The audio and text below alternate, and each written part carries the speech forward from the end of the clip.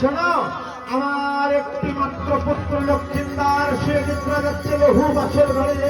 আমার পুত্রকে তোমরা ভালো করে মায়া করবে। আমরা থাকতে আপনার কোনো ভরসা নাই। কি বললে?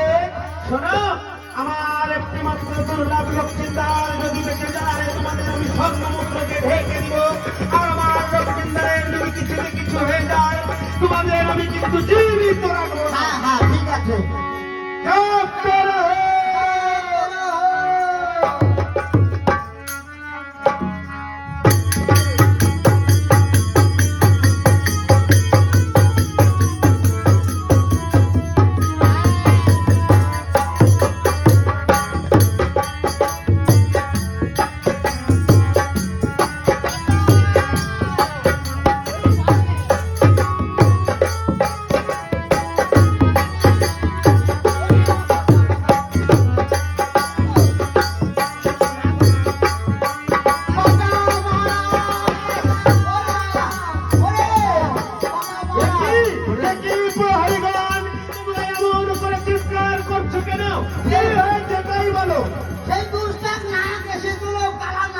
দুষ্ট কালীনাগ এসেছিল, কালীনাগ এসেছিল।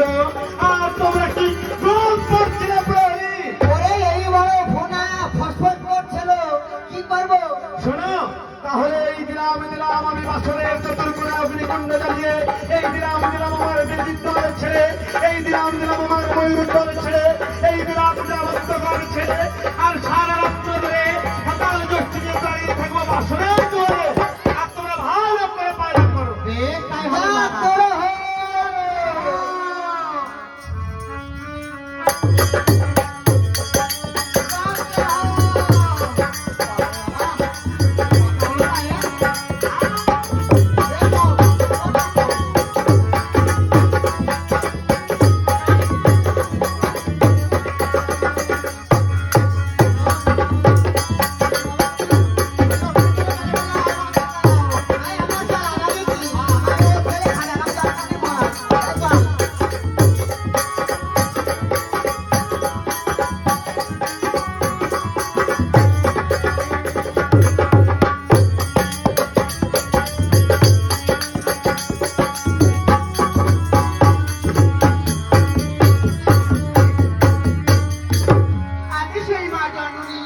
এই তো কালী মা, আমি লক্ষ্মীদাকে ধ্বংস করতে পারলাম না মা। এ কি বলছো কালী? আজ লক্ষ্মীটাকে কেন শুনি তুমি? ওগো মা, আজ এই বাসরের দুয়ারে আমি লক্ষ্মীদার হাততালি নিয়ে দাঁড়িয়ে আছি, মই মরেছি, নৃত্য করছি, উদাহরণ বসে পাহারা দিচ্ছি। আমি যে লক্ষ্মীদাকে ধ্বংস করতে পারলাম না মা। বেশ কালী, তুমি কোনো চিন্তা করো না, খানিকক্ষণ বিলম্ব করো, আমি আমার গুণনাথের কাছ থেকে হয়ে আসি। নিশ্চয়ই হবে মা। কালী কোথায় না দিদি? ও, পাকা বলছি। আজ তোর কথা শুনে আমি কালীনাথ পাঠান করেছিলাম সেই বহু বছর ধরে। আজ চম্পাক নগরে যে যেখানে আছে সবই দিদি জাগরণ করে।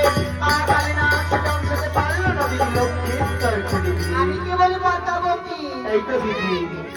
গীতা দেবীকে স্মরণ করার চম্পকনগর বাসীকে চিঠিখানা আছে। চম্পকনগর সবার কাছে নিতা দেবে, এমন কি হার বাসনের বেলা বেরিয়েছে, কেউ রাত নিতা দেওয়ার নেই সেজুয়া পর্বতে। বেশ তাই হবে। কোথায় নিদ্রা দেবী?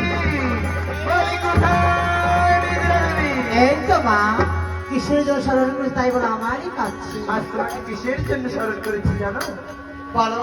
আজ চম্পাক নগরে যে যেখানে আছে নিদ্রা, সময় থেকে নিদ্রা ভয় করে এসে নেবে তোমার শেষ জীবন।